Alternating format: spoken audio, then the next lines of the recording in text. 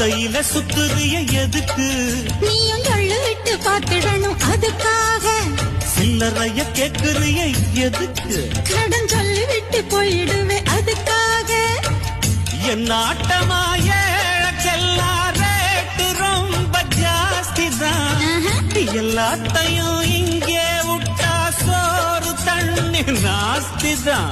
வெட்டியாக என்ன பேச்சு வெள்ளவாசி ஏறி போச்சு. நானும் தானு வாழணும். பக்கம் வந்த மாமா இதுக்கு பேரம் பேசலாமா?